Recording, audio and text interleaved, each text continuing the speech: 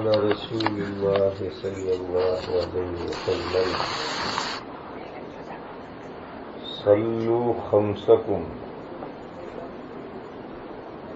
وصوموا شهركم وأدوا زكاة أموالكم وأطيعوا ذا أمركم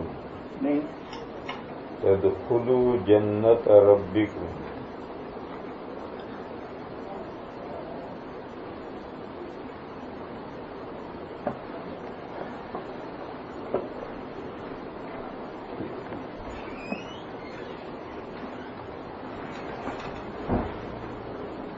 نماز کی فضیلت کی چند حدیثیں ہیں.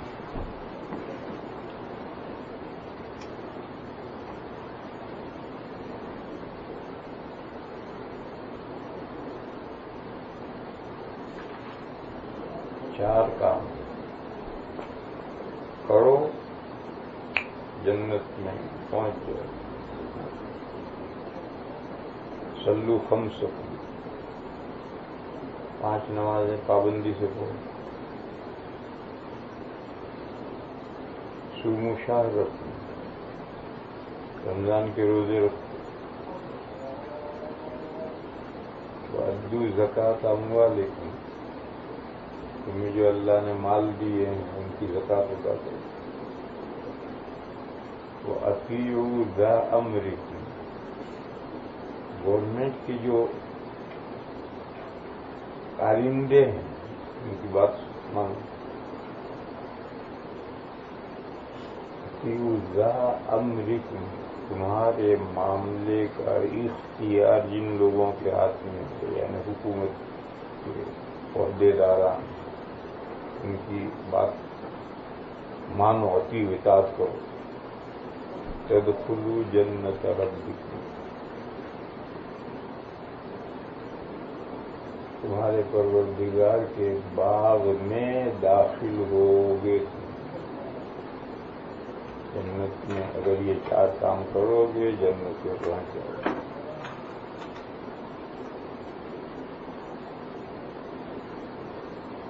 اس حدیث سے چاروں باتوں کی اہمیت نکلی: نماز کی، روزے کی، زکوٰۃ کی، حکام کی اطاعت کی، سب کی نکلی. جب سب کی نکلی تو نماز کی فضیلت کے باب میں یہ حدیث شریف صاحب مصابیح نے ذکر کی. سمجھنے کی بات یہ ہے کہ حضرت شاہ ولی اللہ صاحب علیہ الرحمٰن نے جو بات فرمائی تھی اور جو میں نے پہلے ذکر کی،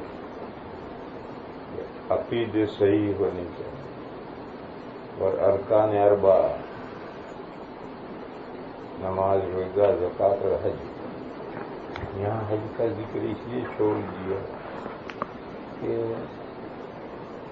اب تو دنیا بہت مالدار ہو گئی. پہلے کہیں لاکھوں میں کوئی ایک بندہ حج کی استطاعت ہے، لاکھوں میں کوئی. گاؤں کا گاؤں ایسا ہوتا تھا کہ کسی ایک آدمی نے بھی گاؤں میں سے حج نہ کیا ہوتا تھا، اتفاق سے ایک حج کر لیتا تھا تو لوگ کہتے حاجی صاحب، حاجی صاحب، حاجی صاحب، ان کی فضیلت ہو جاتی.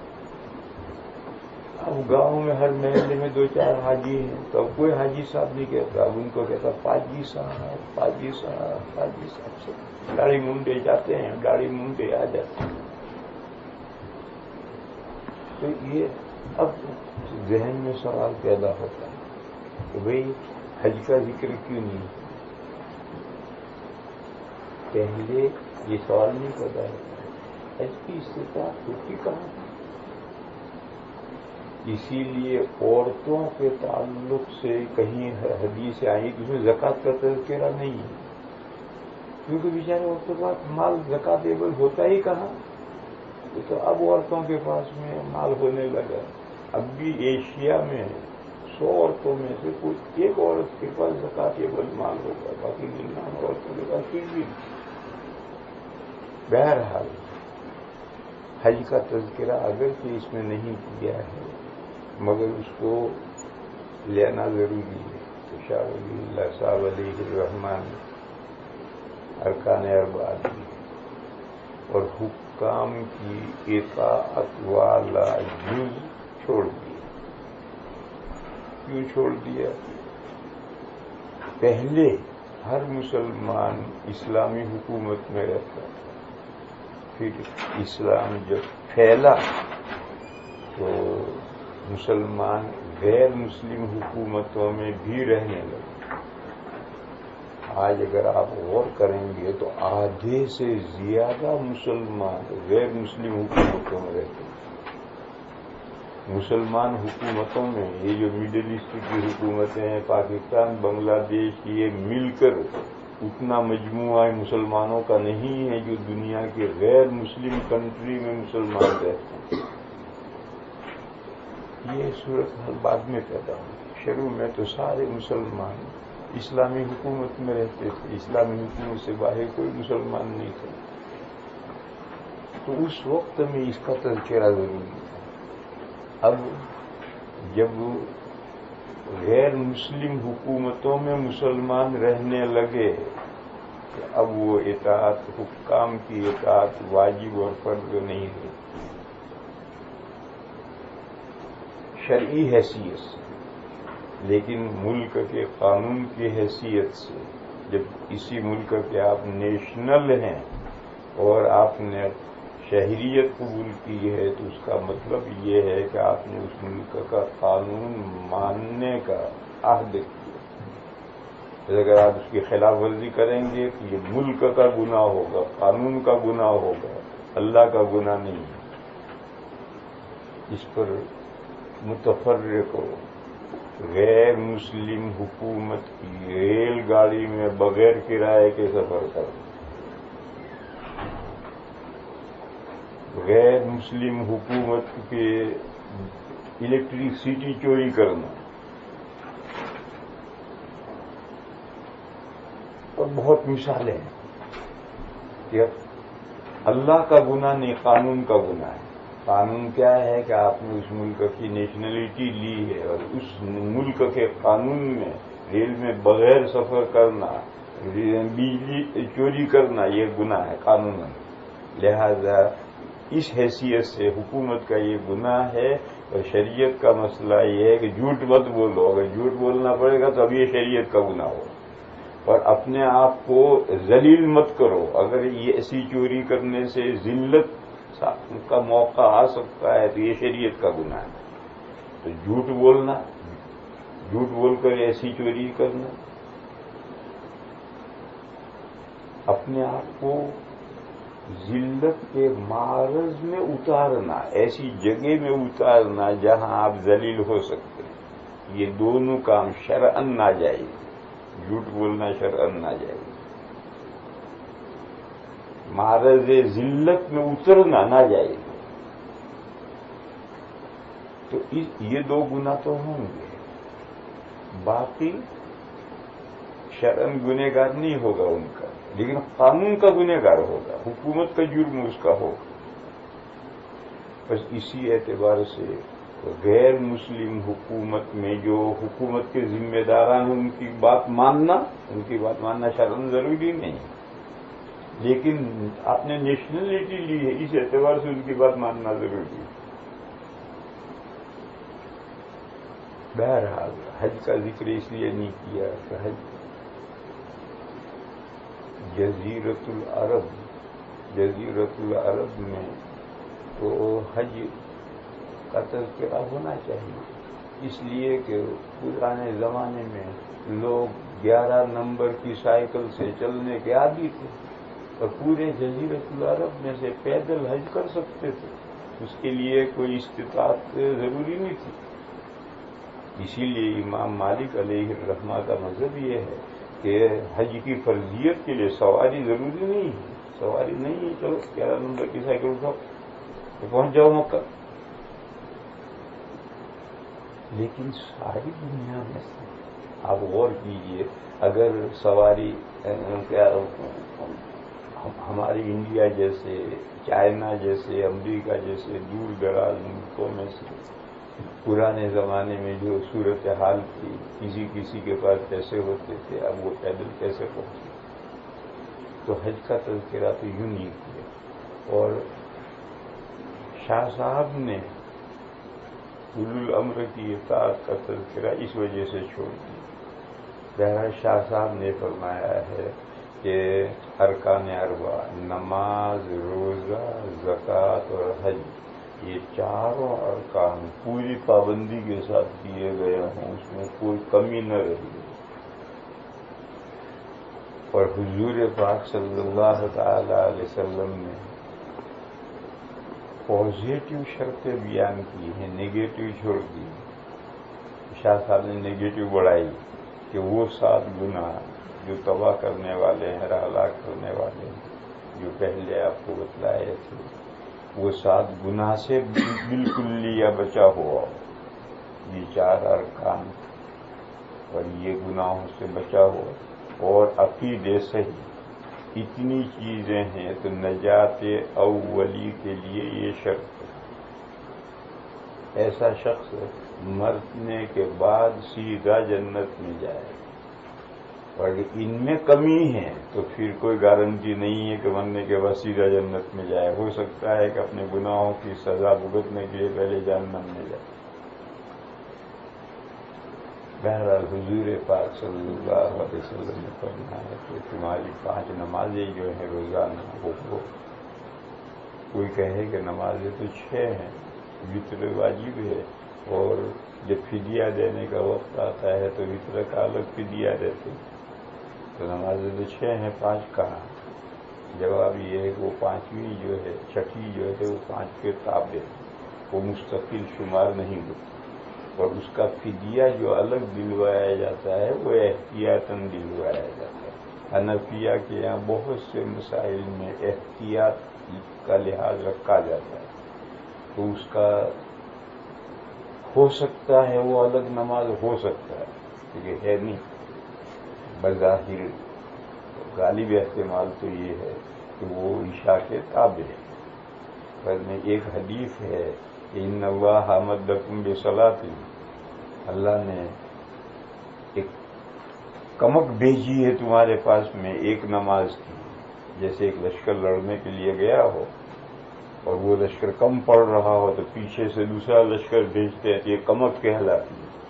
وہ جو پیچھے سے لشکر جائے گا وہ پہلے لشکر کا حصہ بھی ہے اور مستقل بھی جا رہا ہے، تو پیچھے سے جو وتر کی نماز اللہ نے بھیجی وہ 5 میں شامل بھی ہے اور مستقل بھی ہو سکتی، اس لیے فدیہ تو اس کا الگ دیا جاتا ہے۔ ورنہ آج بھی کسی مسلمان سے پوچھو وہ یہی کہے گا کہ اسلام میں نمازیں 5 فرض ہیں، تو فرمایا صلو خمسکم، تمہاری 5 نمازیں پڑھو، وصوموا شہرکم، تمہارے رمضان کے روزے رکھو، وادوا زکوٰۃ اموالکم، اور تمہارا جو مال اللہ نے دیا ہے اس مال کی زکوٰۃ ادا کرو، وَأَطِیعُوا ذَا أَمْرِکُم، اور تم میں جو معاملے کا اختیار رکھنے والے ہیں، یعنی حکومت کی ذمہ داران ہیں، ان کی بات سنو اور کہنا مانو، تدخلوا جنت ربکم۔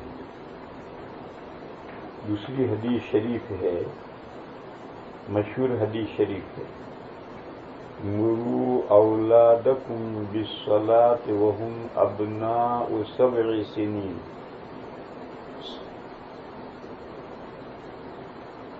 حکم دو تم، اس حدیث میں تو یہ ہے مرو، حکم دو۔ دوسری حدیث میں ہے علموا، سکھلاؤ تم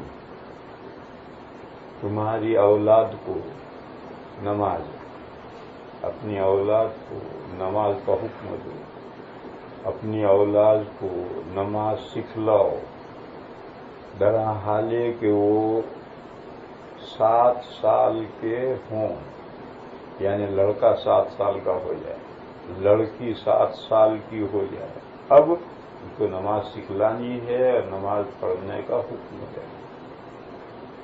وَاضْرِبُوهُمْ عَلَيْهَا وَهُمْ أَبْنَاءُ 10 سنین، اور مارو تم ان کو.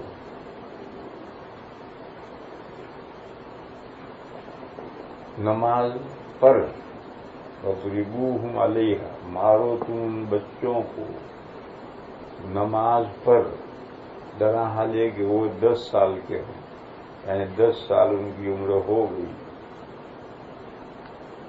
اب سختی کرو اور سختی کر کے نماز کی پابندی کرواؤ. اس سے پہلے نماز کا حکم بھی دیا، نماز سکھلائی بھی، کوئی بہت زیادہ توجہ نہیں دی، کبھی کبھی سوتا رہ گیا، کبھی خیر بخیر ہو گیا تو قضا بھی کروانی چاہیے تاکہ عادت بنے، لیکن زیادہ سختی نہیں. 10 سال عمر ہو گئی لڑکے کی، لڑکی کی، اب نماز پر یعنی نماز نہ پڑھنے پر پٹائی کرو. یہاں رک کر کے ایک مسئلہ سمجھنا چاہیے، وہ یہ ہے کہ تھیوری، نظریہ کبھی نام ایک ہوتا ہے اور ڈیفینیشن الگ ہوتی ہے. جیسے کمیونزم، اشتراکیت، اسلام کی اشتراکیت الگ ہے اور غیر مسلموں کا جو نظریہ کمیونزم والا ہے، کمیونسٹوں کا جو نظریہ کمیونزم والا ہے، ان کا نظریہ الگ ہے. باقی کمیونزم کو اسلام بھی مانتا ہے، وہ بھی مانتا ہے، مگر اسلام میں کمیونزم کا ڈیفینیشن الگ ہے. ان غیر مسلموں کے ذہنوں میں کمیونزم کی ڈیفینیشن الگ ہے. اسی طرح سے مثال لو، ایکوالٹی، مرد و زن میں مساوات، برابری، اسلام بھی مانتا ہے، غیر مسلم بھی مانتا ہے، مگر غیر مسلموں کے یہاں مساوات کا مفہوم ڈیفینیشن الگ ہے. اسلام میں مساوات کا مفہوم ہی الگ ہے.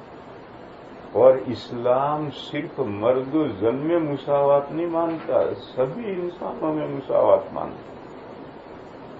لہذا ایک قاعدہ سمجھنا ہے، وہ قاعدہ ایک بعد مطلب ایک لفظ ہوتا ہے جس کو اسلام بھی مانتا ہے، غیر مسلم بھی مانتے ہیں، مگر اس کی ماہیت، ڈیفینیشن غیر مسلموں کے ذہن میں اور ہوتی، اسلام کے ذہن میں اور ہوتی.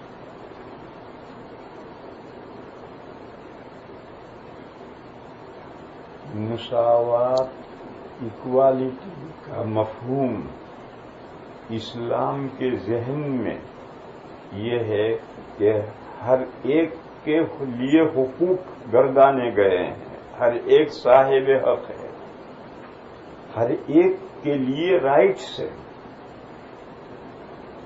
کوئی ایسا نہیں ہے کہ اس کا کوئی حق ہی نہ ہو، ایسا کوئی نہیں ہے. اب یہ کہ ہر ایک کے اعتبار سے، صنف کے اعتبار سے حقوق کی نوعیت الگ ہوگی، لیکن ہر صاحب حق. ماں باپ کے لیے اگر اولاد پر کچھ حقوق ہیں تو اولاد کے بھی کچھ حقوق ہے ماں باپ. یہ دونوں دو طرفہ حق ہونا، اسی کا نام مساوات. وَلَهُنَّ مِثْلُ الَّذِي عَلَيْهِنَّ بِالْمَعْرُوفِ.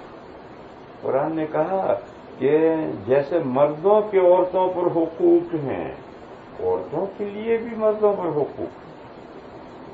یہی مساوات.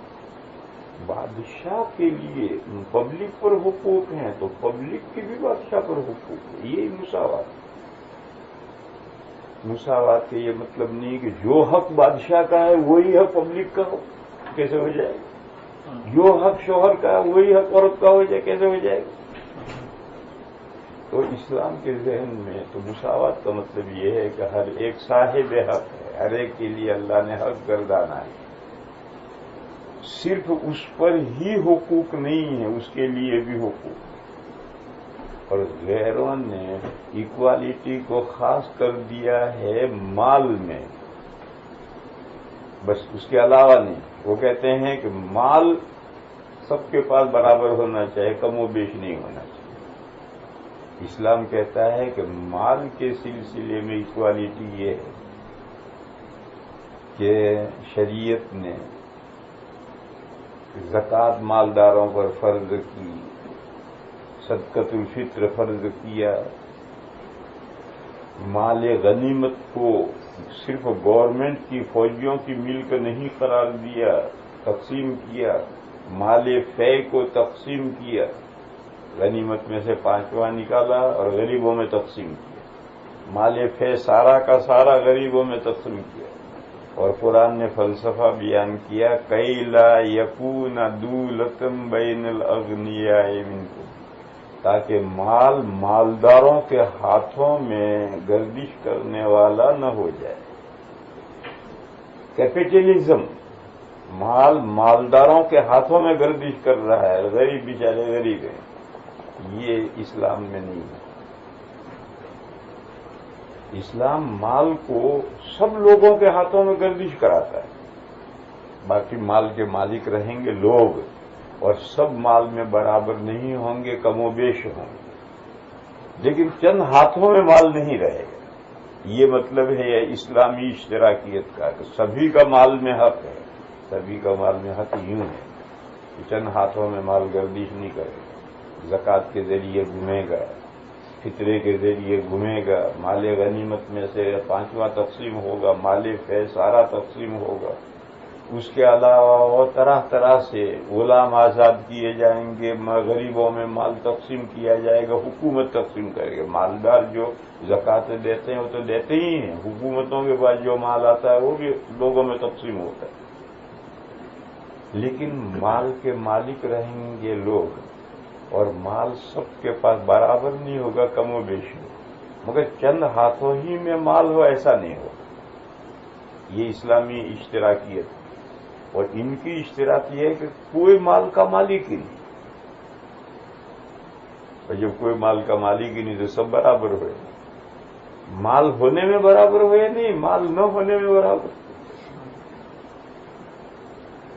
یہ جو اشتراکیت ہے یہ انسان کی فطرت کے خلاف، یہ روس ہے، یہ چائنا ہے، جو چلے جاؤ وہاں رہن سہن کے اعتبار سے سب انسان برابر ہے، نہیں ہے۔ جب مال کسی کے پاس نہیں ہے تو پھر رہن سہن میں کیوں فرق پڑ رہا ہے؟ یا تو سب کوٹھیوں میں رہو یا سب جھونپڑوں میں رہو، وہاں سب کوٹھیوں میں بھی نہیں ہو، سب جھونپڑوں میں نہیں ہے، وزیر کی بلڈنگ ہے، بیچارہ یہ جھونپڑے میں رہ رہا ہے، یہ کھا رہا مرغ مسلم، اس کو سبزی بھی نہیں مل رہی ڈھنگ سے۔ جاؤ چائنا میں اور روس میں دیکھو، تو یہ فطرت انسانی کے خلاف ہے، برابری ممکن نہیں ہے۔ یہ جتنی برابری ممکن ہے، ایکوالٹی، اسلام نے اس کو مان لیا، اشتراکیت کمیونزم کو مان لیا، اور جو ناممکن ہے وہ تم نعرے لگاتے رہو، وہ برابری ہو ہی نہیں سکتی۔ مال میں تو برابر کر نہیں سکتے ہیں، مال نہ ہونے میں برابر کر دیا، یہ کون سی برابری ہے؟ تو میں مضمون یہ سمجھا رہا تھا کہ کچھ چیزیں ہوتی ہیں جو لفظ ایک ہی ہوتے ہیں اور حقیقتیں ان کی الگ الگ ہوتی ہیں۔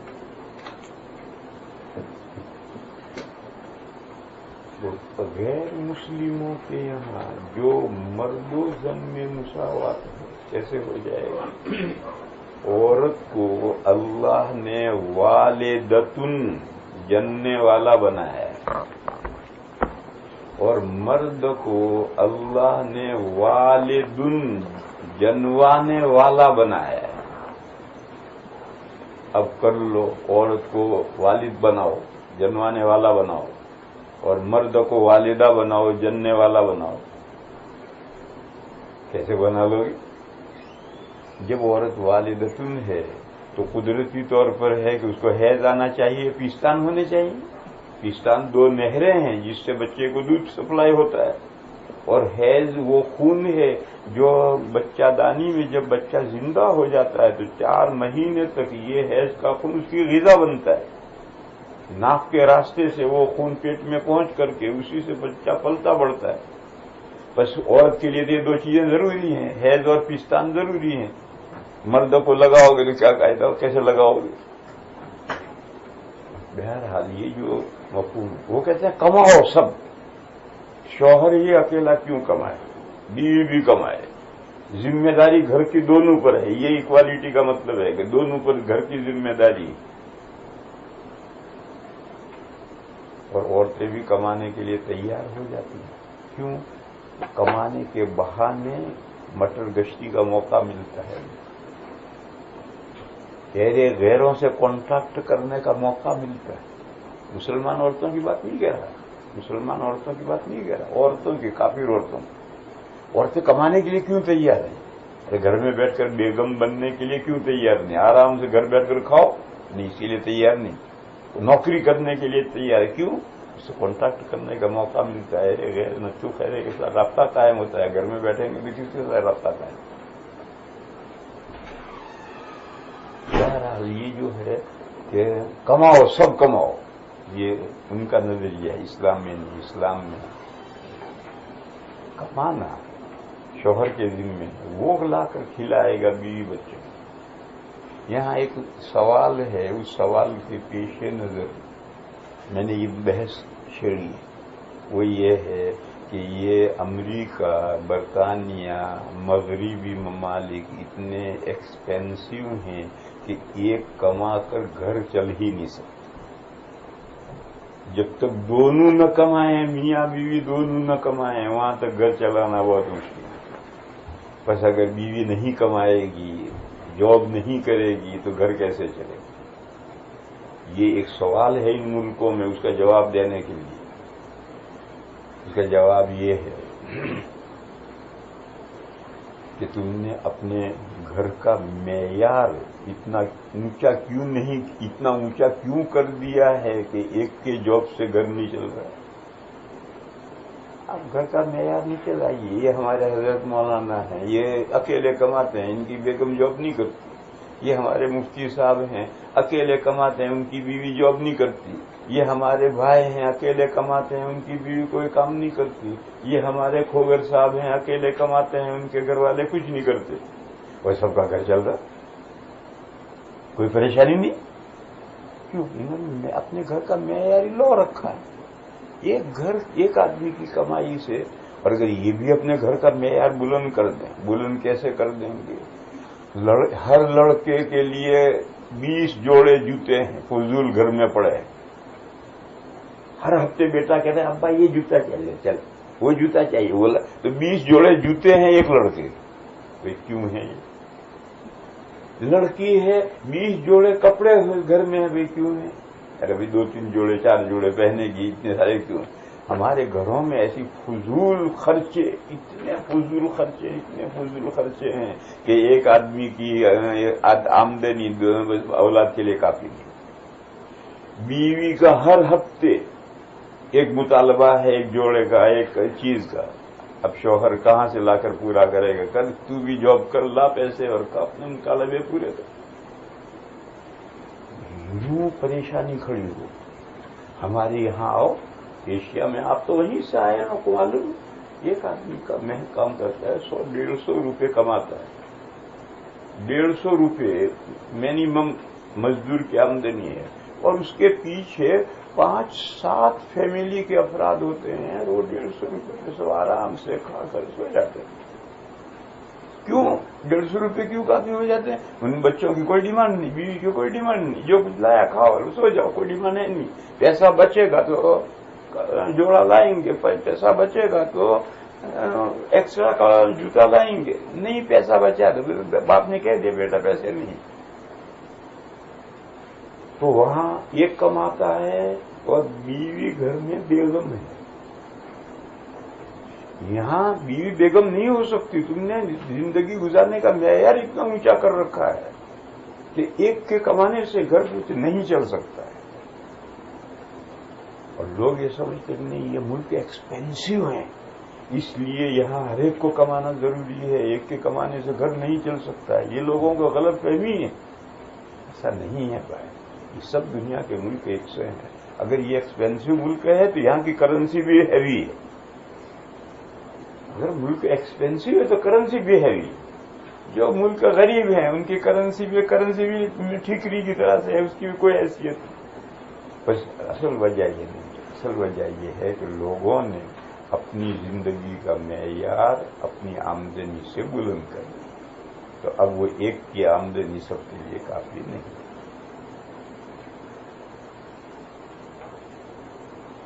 تو میں اصل مضمون یہ سمجھا رہا تھا کہ مساوات مرد و زن میں یہ مسئلہ آ گیا کہ کوئی شوہر بیوی کو نہ مارے. یہ جو ملکوں میں قانون ہے کوئی مرد بیوی کو ہاتھ نہیں لگا سکتا، یہ مساوات کے باب سے یہ ہے. اسلام اس مساوات کو نہیں مانتا. اسلام میں بعض گناہوں کی سزا دینے کا حق استاد کو بھی ہے، باپ کو بھی ہے، ماں کو بھی ہے، شوہر کو بھی ہے، حکومت کو بھی ہے. یہ کہتے نہیں بھائی حکومت کو حق ہے سزا دینے کا، مارنے کا، اور کسی کو حق نہیں ہے، شوہر کو بھی حق نہیں ہے، باپ کو بھی حق نہیں ہے، استاد کو بھی حق نہیں ہے، بس گورنمنٹ سزا دے. اور گورنمنٹ کو بھی انہوں نے یہ کر رکھا ہے کہ بس اتنی سزائیں گورنمنٹ دے سکتی، اس سے آگے سزا نہیں دے سکتی، پھانسی کی سزا نہیں دے سکتی. اس کے سب اپنے قانون بنا کر سب انہوں نے جکڑ لیا اپنے آپ. اسلام میں یہ نہیں. اسلام یہ کہتا ہے کہ جیسے حکومت کو مجرموں کو سزا دینے کا حق ہے، بڑے بڑے جو گناہ ہیں اس کی سزا دے گی، اور آخری درجے کی پھانسی کی سزا بھی دے سکتی. اسی طریقے سے حکومت سے نیچے بھی بعض ہلکے ہلکے گناہوں کی سزا دینے کا حق ہے. بچے نے سبق یاد نہیں کیا، استاد کو مارنے کا حق ہے. لیکن شامی میں لکھا ہے کہ 3 مرتبہ نہ مارے. یہاں یہ مسئلہ آیا ہے کہ 10 سال پر بچوں کو مارو، وہیں یہ شامی میں جزیہ ہے. 1 مرتبہ مارو، 2 مرتبہ بس، 3 مرتبہ نہیں. اور ایسا مارنا کہ جس سے جسم پر نشان پڑ جائے یہ جائز نہیں. شامی میں جزیہ ہے اسی جگہ پر. تو گویا بچے نے سبق یاد نہیں کیا تو استاد مار سکتا ہے. بچہ 10 سال کا ہو گیا، نماز نہیں پڑھتا ہے تو باپ اور ماں مار سکتے ہیں، لیکن اس شرط کے ساتھ 3 مسلسل 3 ضربے نہیں مار سکتے. بدن پر نشان پڑ جائے ایسا نہیں مار سکتے، اس سے کم مار. اسی طرح سے قرآن کریم میں ہے کہ اگر بیوی نشوز اختیار کرے، نافرمانی اختیار کرے تو وَاضْرِبُوهُنَّ، مارو اسے. وہ جو قرآن میں وَاضْرِبُوهُنَّ ہے اس میں حدیث نے قید بڑھائی غیر مبرہن. اور غیر مبرہن کا یہی مطلب ہے کہ جسم پر نشان نہیں پڑنا چاہیے.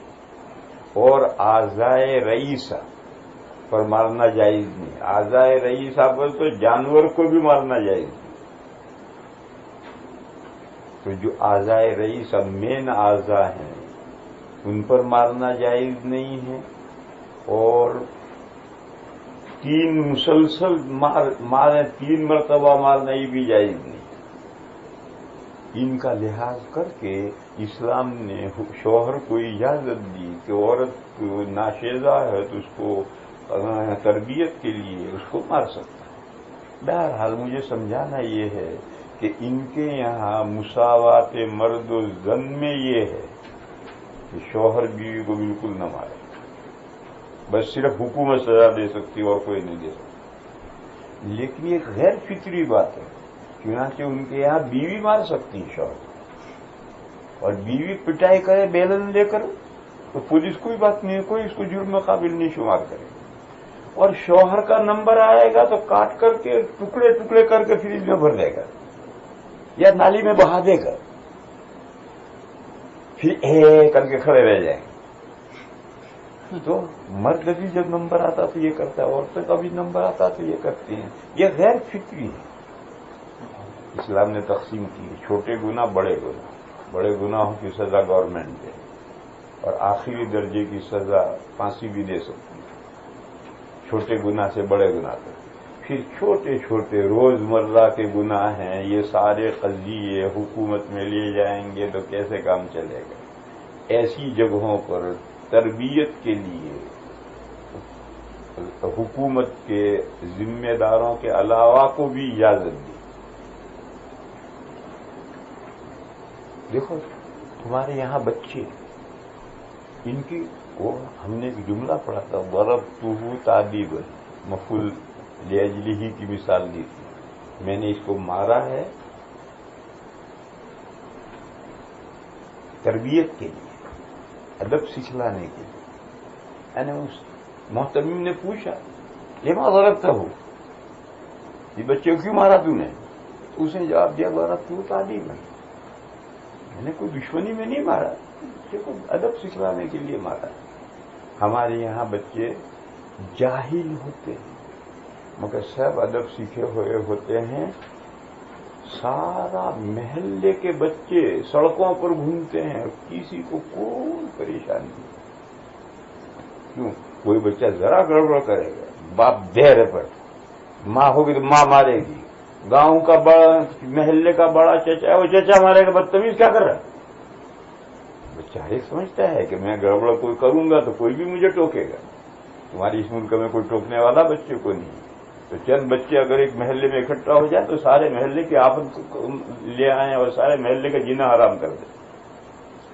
جو نقشہ بدلا ہوا ہے وہ بدلا، جو تم نے مساوات کا جو مطلب اس حکومت نے جو قائم کیا ہے، غیر مسلموں نے جو سوچا ہے وہ ان کے لیے اسی مساوات میں ان کے لیے یہاں یہ ہے کہ کوئی بیوی کسی کی نہیں، کوئی عورت کسی کی نہیں ہے۔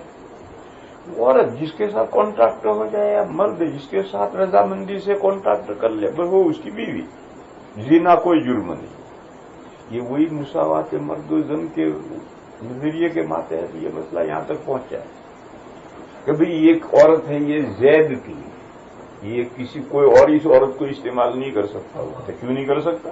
مساوات ہے، عورت ہے، جو آدمی جس سے کانٹریکٹ ہو جائے، نکاح کا مسئلہ ختم ہو۔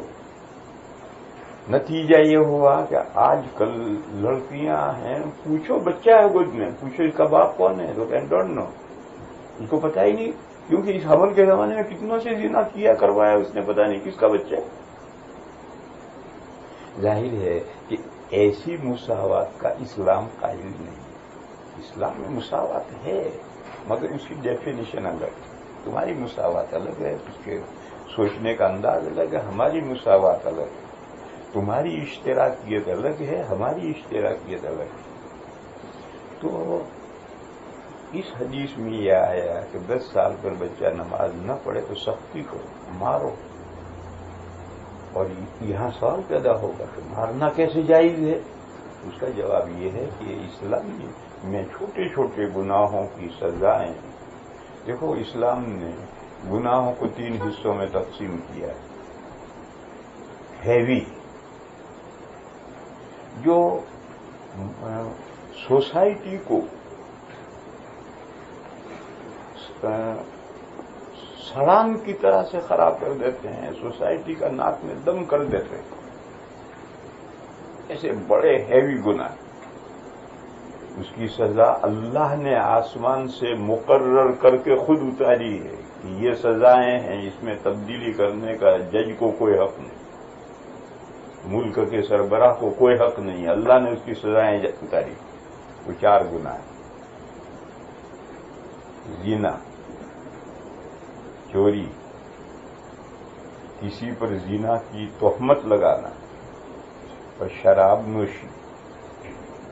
بس یہ 4 سزائیں ہیں، 4 گناہ ہیں جن کی سزائیں اللہ نے آسمان سے اتاری۔ اس میں حضور کو بھی کوئی حق نہیں تھا تصرف کرنے کا، کبھی بھی کر بدلنے کا، کیوں یہ 4 گناہ ایسے ہیں کہ سارے معاشرے کو تباہ کر دیا۔ یہاں بیٹھو بھائی، یہاں تک تمہیں بیٹھنے کا سلیقہ نہیں، یہاں بیٹھو تاکہ میری نظر نہ پڑے۔ یہاں جو ہوتے ہیں پٹلون پہننے والے، ان کی تو مجبوری ہے، جس طرح سے یہ بھائی بیٹھے تھے اس طرح سے بیٹھنا ان کی تو مجبوری ہے، لیکن جس نے پاجامہ پہن رکھا وہ کیوں اس طرح بیٹھے؟ تو بدتمیزی ہے۔ लुंगी या पजामा पहन रखा है, तो इसमें कोई तकल्लुफ नहीं, सलीके से मजलिस में बैठने में कोई परेशानी नहीं। पटलून में चलो, मजबूर है आदमी, ठीक से नहीं बैठ सकता है। तो मैं कह रहा था कि 4 गुनाह आप गौर करें। ज़िना सारे इंसानों का नस्ल खत्म कर दे। चोरी हमारे यहाँ गरीब लोग, लेकिन मेरे घर में से चिल्ला चिल्ला के थक जाती है, दरवाजा बंद करो बच्चे। कभी कभी खुला रहता है, और अब वो अल्लाह को प्यारी हो गई हैं, हफ्ते में 3 दिन कोई दरवाजा ही बंद नहीं करता, रात भर दरवाजा खुला पड़ा है। अल्लाह का फजल, कोई चोरी नहीं। और तुम्हारे यहाँ 5 मिनट दरवाजा खुला रह जाए तो क्या हो जाए नहीं मालूम। हर आदमी घर में घुसा और लॉक हो गया। हमारे यहाँ कोई घर में लॉक है ही नहीं, सारे घर खुले पड़े हैं, रात को भी खुले, पूरी रात खुले पड़े रहते हैं, तो कोई भी नहीं ले जाता। मैं जिस महल्ले में हूँ 40 साल से हूँ, बस एक साइकिल चोरी हुई है, वो भी घर से बाहर रखी हुई थी रात में, तो ले गया, हमने ढूंढी भी नहीं। बाकी 40 साल में दरवाजे, बहुत सी रातों में दरवाजे रात भर खुले पड़े रहते हैं, कोई नहीं आता। और यहां जो नक्शा है वो मुझसे ज्यादा आप जानते हैं। चोरी इतना मुआशरे को बेइत्मीनान बना देने वाली है। और जैसा जीना बुरा है, जीना की तोहमत भी ऐसी भी है। और शराब के नुकसान तो आप जानते हैं। बहरहाल ये सिर्फ 4 हैवी गुनाह हैं, बड़े गुनाह हैं, जिसकी सजा अल्लाह ने आसमान से खुद उतारी। 3 गुनाहों की सजा कुरान में है और शराब की सजा हदीसों में। फिर उसके बाद दूसरे नंबर के गुनाह, वो जो दूसरे नंबर के गुनाह हैं उसकी सजाएं काजी के इख्तियार में रखी। जो काजी मुनासिब समझे सजा दे, पब्लिक नहीं देगी, कोई दूसरा नहीं देगा, काजी के पास वो मुकदमा जाएगा और काजी जो सजा समझेगा मुनासिब वो देगा। एक ही गुनाह किया है इसने और इसने, इसको 2 थप्पड़ मारे, इसको 100 थप्पड़ मारे, ऐसा हो सकता है? क्योंकि ये मुअज़्ज़ज़ आदमी है, इसके लिए 2 थप्पड़ मारना भी जमीन में गड़ जाने के बराबर है। और ये बेचारा ऐसा ही, इसको 100 थप्पड़ मारो तो अभी सबक हासिल नहीं होगा इसको। एक मर्तबा जमीन का बीघा बढ़ गया, तो हमारे गांव में एक आदमी का 4 आने बीघा बढ़ा, उसको पैसे भी बहुत, 1 रुपया बीघा था तो 1.25 रुपया हो गया। तो वो घर से 4 आने इस जेब में और रुपया इस जेब में लेकर के तहसील में गया बीघा भरने के लिए, और उसने रुपया दिया कि ले।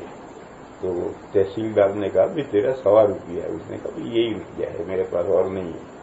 उसने कहा देने पड़ेंगे। उसने कहा है नहीं तो कहां से दूं? उसने कहा तो वहां खड़ा हो जाए। खड़ा हो गया, घंटा भर हुआ वो खड़ा है। तो तहसीलदार ने इसे, पुलिस वाले से कहा इसे धूप में खड़ा करो। अब वो धूप में खड़ा है और घंटा हो गया वहां भी खड़ा है। फिर तहसीलदार ने कहा इसका मुर्गा बन, तो पैरों के नीचे हाथ डाल करके कान पकड़ते हैं, इसको मुर्गा बनना कहते हैं। वो मुर्गा बन गया, तो घंटा भर है मुर्गा बनाओ। तो तहसीलदार ने कहा कि एक कट्टा मिट्टी भरकर लाके उसकी पीठ पर रखो। तो मिट्टी का कट्टा भर करके, सीमेंट का कट्टा भर करके लाके उसकी पीठ पर रखा, वो उसको उठाए हुए मुर्गा बनाओ। तो किसी ने घर जा करके उसकी बीवी से कहा तेरे शौहर का मुर्गा बन रहा है तहसील में। तो वो बीवी आई, उसको मालूम था, ये 1.25 रुपया लेकर घर से चला। तो आई, उसने आकर के कट्टा फेंक दिया, वही इधर जेब में उधर जेब में तलाश करके देखा तो 4 आने थे। उसने लाकर तहसीलदार को दिया, ले, और उससे कहा नालायक लेकर आया है, क्यों मुसीबत में है? तो खड़ा हुआ बड़े इत्मीनान से और कहने लगे बावली ने खेल खराब कर। मैं देखता कि मुझसे 4 आने कैसे लेता है।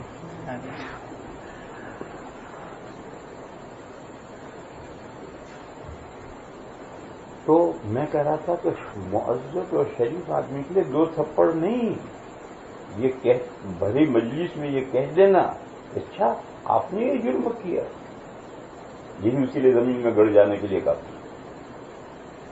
اور وہی گناہ ایک دوسرے آدمی نے کیا، اس کو 100 تھپڑ مارو گے تو ابھی سبق حاصل نہیں ہو. لہذا ایک ہی گناہ کی سزا جج 2 شخصوں کو متفاوت دے سکتا ہے، تو شریعت نے جج کو یہ اختیار کیا ہے. بہرحال دوسری قسم کے گناہ وہ ہیں، ایک تو بہت اوپر کے گناہ جو سارے معاشرے کو خراب کرنے والے ہیں، اس کی سزائیں تو اللہ نے خود نازل کی آسمان سے. اور دوسرے درجے کے گناہ جج کے اختیار میں ہیں، جج جو مناسب سزا سمجھے. فقہائے کرام نے ججوں کی سہولت کے لیے گائیڈ لائن بنائی ہے، اور فقہا نے بیان کیا کہ یہ جرم ہے تو یہ مثلا گالیاں دینا، گالیوں کی بھی سزا ہے، مگر گالی کی سزا ہم پبلک نہیں دے گی، جج دے گا. اگر آپ کو کسی نے گالی دی، جاؤ قاضی کے مقدمہ کرو کہ مجھے فلاں نے گالی دی، کیا گالی کے کیا الفاظ بولا ہے، اس الفاظ کو تولیں گے کہ ان گالی کا کتنا وزن ہے، اور اس کے اعتبار سے جج فیصلہ کرے گا کہ ان کو 15 کوڑے مارے جائیں، 25 کوڑے مارے جائیں. بہرحال گالیوں کی سزا جج دے گا. اور گالیاں ہلکی بھاری کتنے وزن کی گالی دی ہے، اس کے اعتبار سے سزا جج مقرر کرے گا.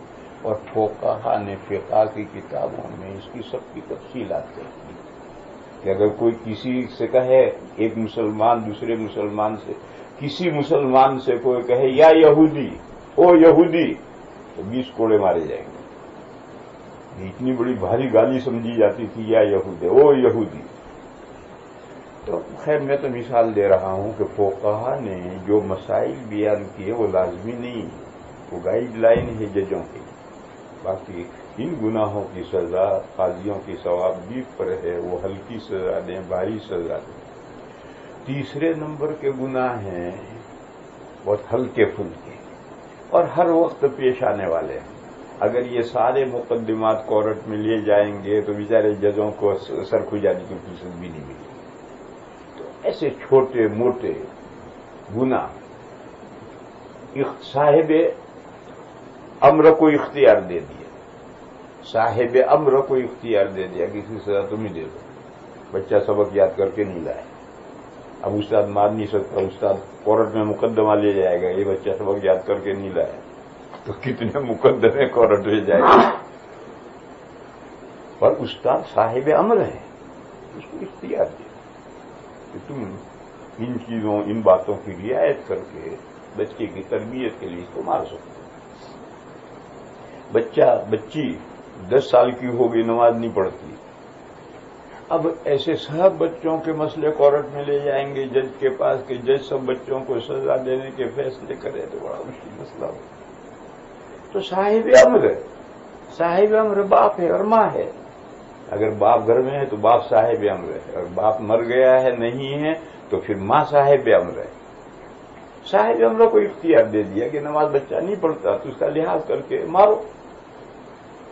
بیوی گڑبڑ ہے تو صاحب امر شوہر ہے، تو شریعت نے حکم دیا کہ اس طرح سے بیوی کو مار کر سلیقے میں لاؤ، سلیقہ سکھاؤ. نہ سلیقہ سیکھے، مارنے سے سلیقہ نہ سیکھے تو پنچایت بٹھاؤ. بہرحال میں مثال دے رہا ہوں کہ تیسرے درجے کے بہت ہلکے پھلکے گناہ ہیں، ان کے لیے شریعت نے صاحب امر کو سزا دینے کا اختیار. وہ جو چاہے سزا دے، ڈانٹے ڈپٹے، کھڑا کر دے، مردہ بنا دے، مارے، یہ سب سزائیں صاحب امر کو اختیار دے دی. اور درمیانی گناہ جج کے پاس جائیں گے، وہ کسی اور کو سزا دینے کا حق نہیں. اور ہیوی گناہ وہ صرف اللہ کے کو حق ہے، اللہ نے اس کی سزائیں مقرر کی، وہ لازماً دی جائیں گی، اس میں کوئی تبدیلی نہیں کر سکتی.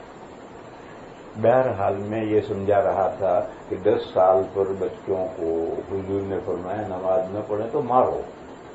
یہ جو مارو ہے اس پر اس ملک کے رہنے والوں کے ذہنوں میں اشکال پیدا ہو. اس لیے میں نے تفصیل کی کہ تربیت کا نظام لوگوں کے اختیار میں دیا گیا ہے، اور سزاؤں کا نظام ججوں کے اختیار میں دیا گیا ہے، اور اعلیٰ گناہ کا اختیار اللہ کے پاس ہے. 4 گناہوں کی سزا جو اللہ نے متعین کی وہی، دوسرے گناہوں کی سزا جج دیں گے، اور تربیت کا نظام صاحب امر کے اختیار میں دیا گیا ہے. ظاہر ہے کہ ماں اور باپ صاحب امر ہیں، تو بچے نماز نہیں پڑھیں گے تو ان کی تربیت کے لیے ان کو مارا جائے۔ پھر فرمایا وَفَرِّقُوا بَيْنَهُمْ فِي الْمَضَاجِعِ، جب لڑکا لڑکی 10 سال کے ہو جائے اب ایک ساتھ نہ سوئیں، الگ الگ سوئیں، خواب گاہیں جدا کر دو، چاہے دونوں 10 سال کے ہو جائیں یا دونوں میں سے کوئی ایک 10 سال کا ہو گیا اور دوسرا بہت ہی چھوٹا ہے، جیسے ماں کے ساتھ شیرخوار بچہ سوتا ہے، بھائی ہے اس کے ساتھ چھوٹی سی بہن ہے 1-2 سال کی، بہن ہے اس کے ساتھ بھائی ہے 1-2 سال کا، اسے رنگ وہ سو سکتے ہیں۔ لیکن دونوں 10 سال کے ہیں یا دونوں ایک 10 سال کا ہے اور دوسرا قریب قریب پہنچ گیا ہے، تو ایسے 2 بھائی بہن ایک ساتھ نہیں، ایک چارپائی پر نہیں لیٹیں گے۔ حضور نے فرمایا 10 سال کے بعد انہیں الگ لٹاؤ۔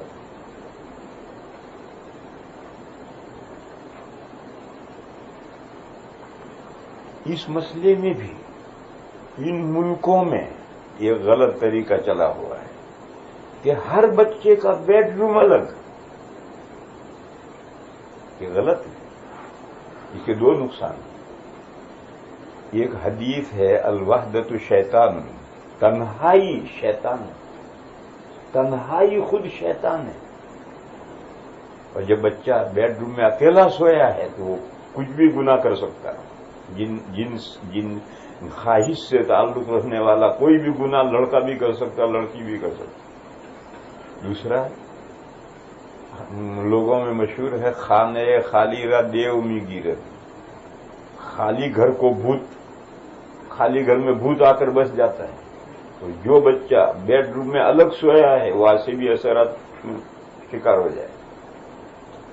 لہذا سوئیں گے، یہ بڑا کمرہ ہے، سب بچے یہی سوئیں گے، ہر ایک کی چارپائی الگ، جیسے مدرسوں میں، درسگاہوں میں اور کمروں میں سب طرف 8-10 سال لوگ رہتے ہیں، ہر ایک کی خوابگاہ الگ ہے، سونے کا الگ ہے۔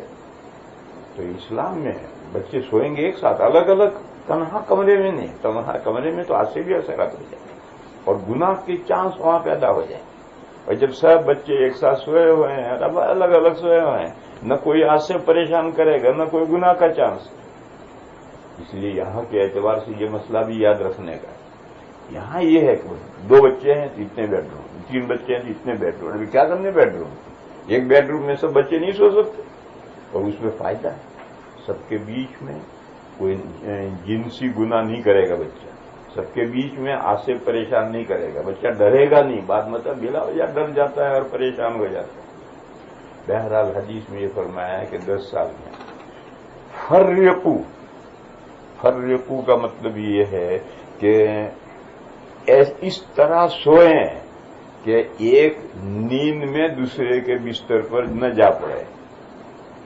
ہمارے مدرسوں میں یہ بہت بڑی کمی ہے، سب بچے ساتھ میں سو رہے ہیں، تکیے سب کے الگ ہیں، اور سوتے ہوئے ایک دوسرے کے بستر پر جا پڑے گا، یہ فرقو نہیں۔